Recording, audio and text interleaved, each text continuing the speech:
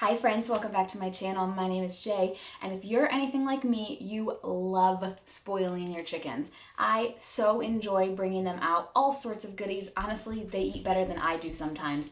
And now that we're into the winter time, I've really done a lot of research into the best treats to give them in the winter time.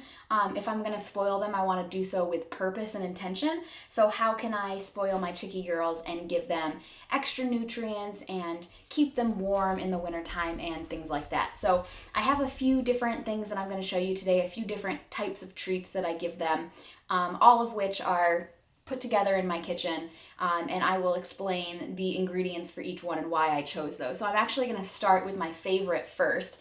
I have this, you can see I do this a lot. This has been used. One of these tin baking pans, because it's really sturdy and it's holding up to numerous uses. And then I have some rolled oats here, old-fashioned rolled oats. I didn't buy organic or anything like that. Some of the ingredients that I give them are organic and really good, and others are just affordable. I get these at Aldi's.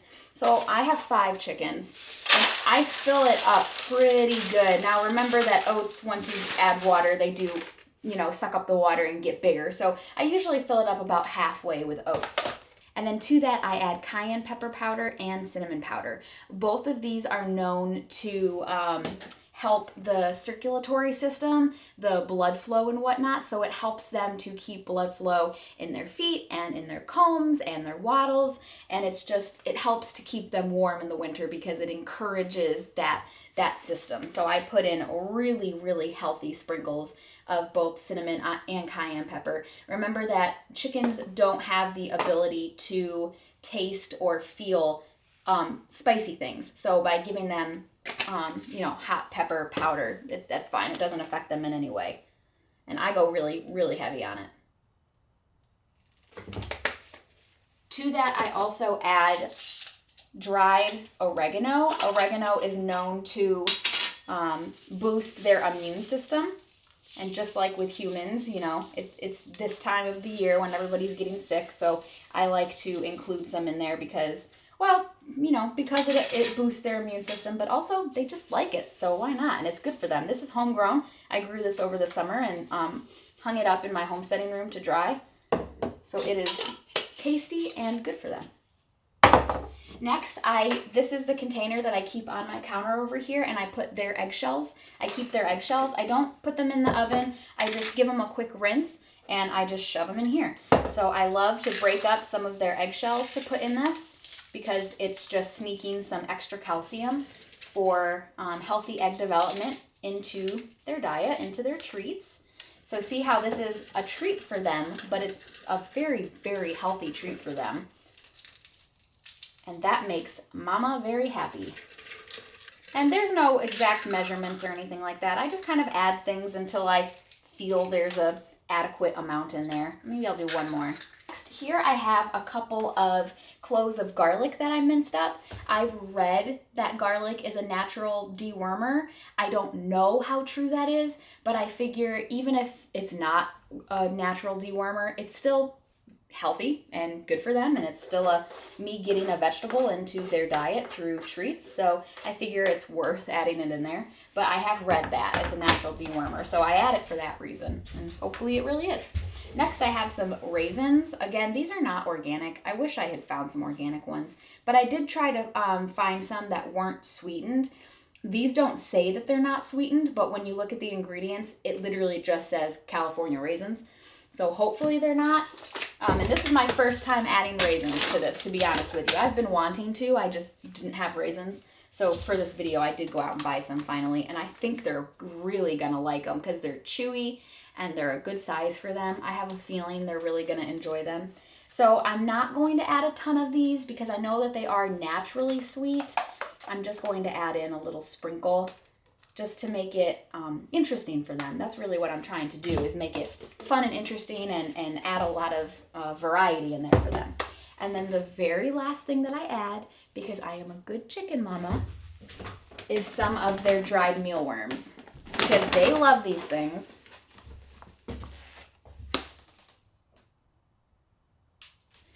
And it's funny because I have given them this many, many times, this concoction minus the raisins.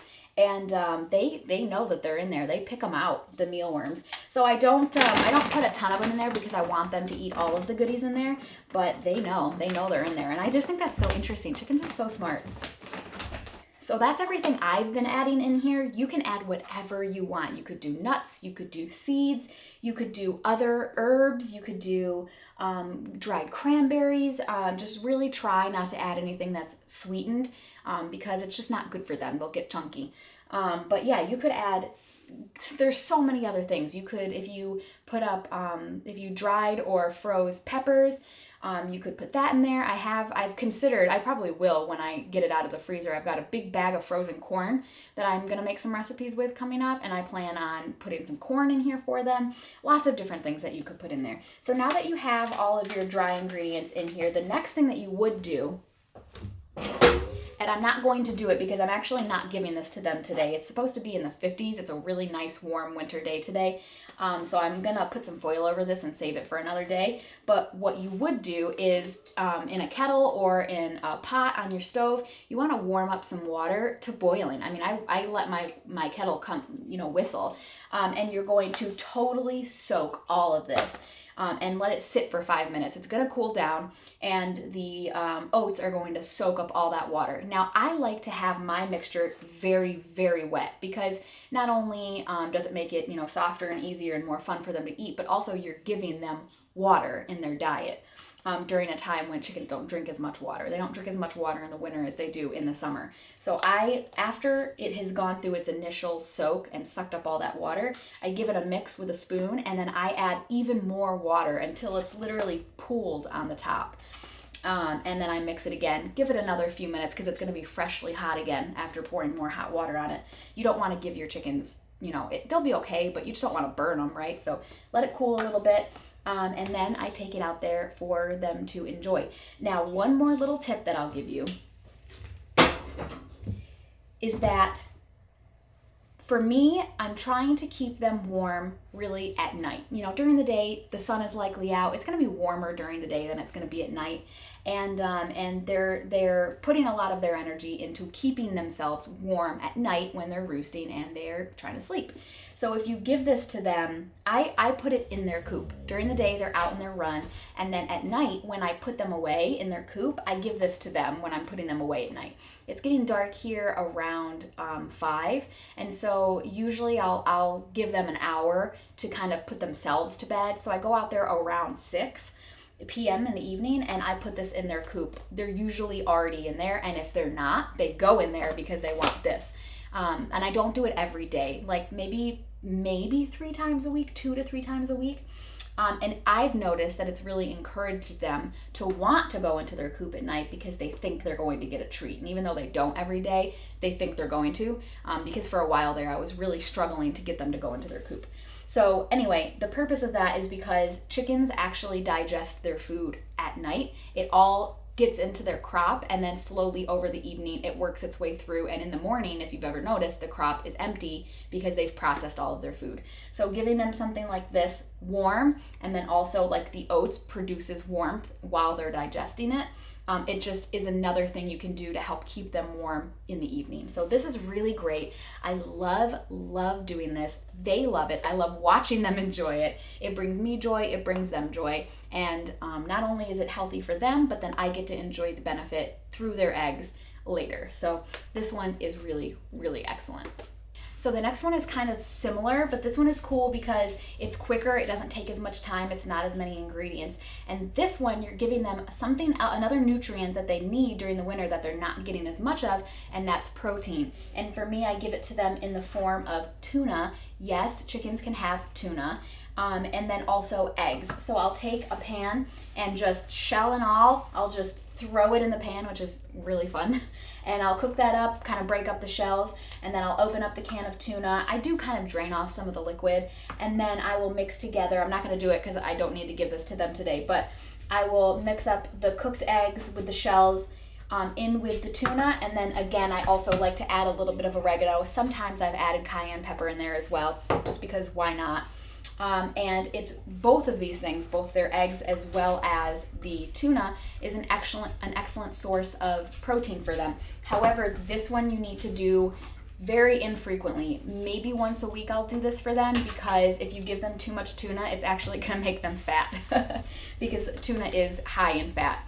And it's okay, that's fine, but it's one of those things where this is a treat, and treats need to be given in moderation. So this is just a maybe once a week type deal, but they love it. They go crazy for it, and it's got so many good things in there for them, so I feel good about giving it to them. Same with the last one, I give it to them in the evening. It encourages them to go into their coop.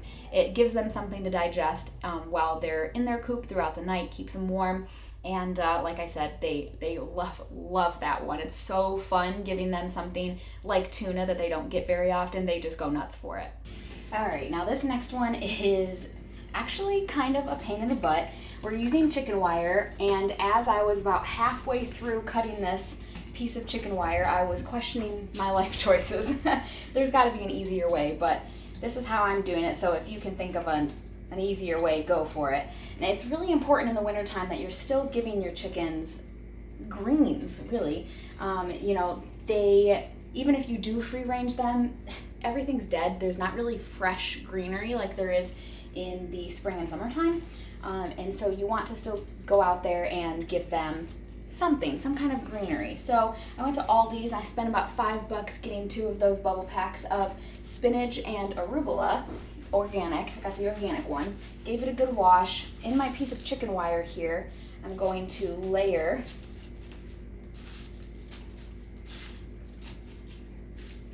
that. And then here I have, also from Aldi's, some cranberries. And I tested this the other day. I gave them some because I didn't think my chickens were going to like cranberries.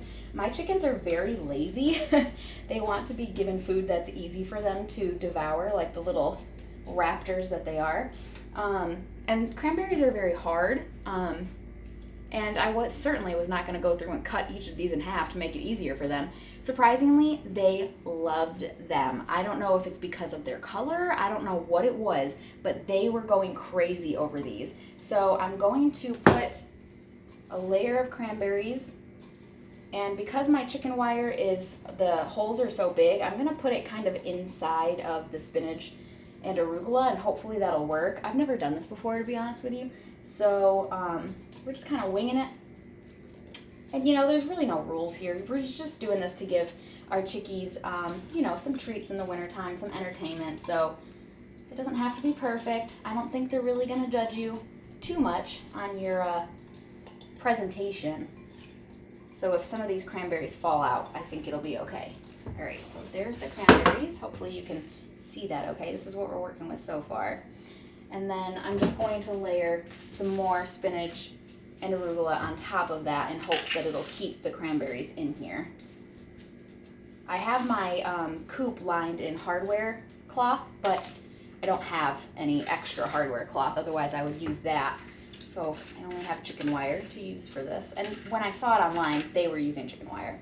All right, now here's the hard part. We're going to roll this, you know, together like a little green cranberry burrito. And then I'm going to use the ends here, not only to close it, but also to attach it to the side of the chicken coop. And so I want to do it in a way where all of these little pokey pieces where I cut the chicken wire are going to be, you know, on the other side, outside of the coop, or wrapped around the hardware cloth, and will not hurt my chickie girls while they're savagely pecking at this, like I'm sure they will. So I'm going to go through here and try and secure this closed the best I can.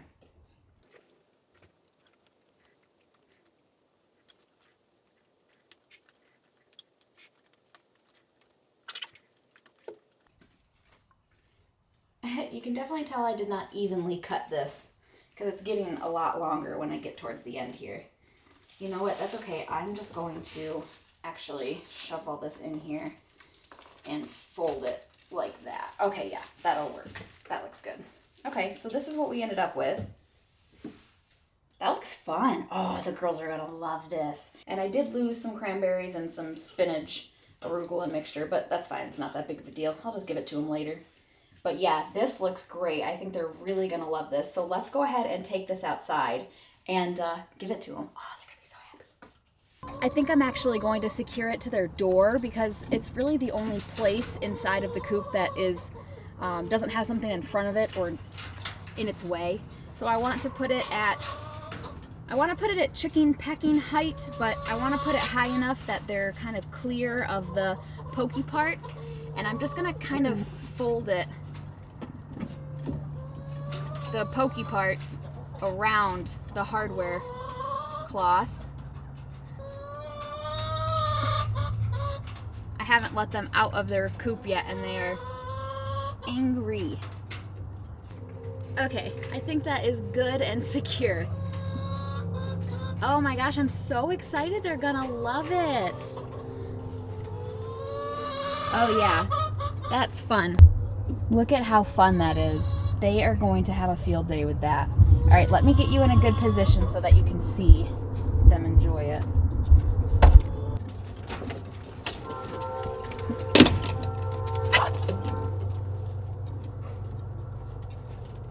What's that, girls? What is that?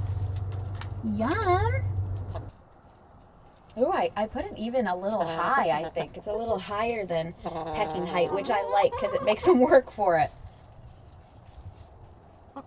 Yeah, it'll take them a while to get through that for sure. That's nice. It'll keep them busy. These fatties just want to eat the easy food. Look at that.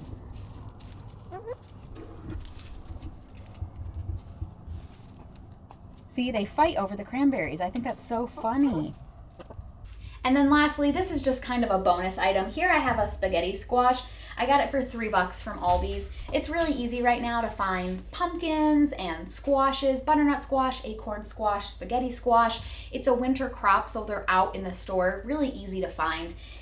I mean, obviously they're going to get some nutrient out of it because it's a plant, it came from the earth, but there's not really anything extra about this. All I do is, and I do this super rarely, but I cut it in half, and usually I'll give them one half one day and the other half the next day or a few days later. Hi, Fig, can you not? Come here, do you want to say hi since you're trying to knock my camera over? Come here. Yeah, you're moving my camera. Fig wants to say hi. You're very handsome. You're very cute. You're very cute. Mwah. I love you. I love you. Okay. But this one is cool because not only does it give them something fresh to eat, but it's also a bit of a boredom buster because it takes them quite some time to get through it. And by cutting it open, it gets through that hard peel on the outside that they're likely not going to take the time to work through. So cutting it in half, it exposes that yummy, tender middle, and it gives them something to peck at throughout the day. It's cheap, they're easy to find, it takes very little effort on your part, but it gives them hours of fun as well as some nutrients. So those are my tips for giving your chickens healthy snacks in the wintertime, something to keep them busy, something to keep them warm, and it also provides them those nutrients and minerals that they're not getting as much of during the wintertime. They're not really getting greens because, well, nothing's in season. They're not really getting protein because it's harder to find bugs when it's very cold. They're not on the surface like they are after a nice summer rain.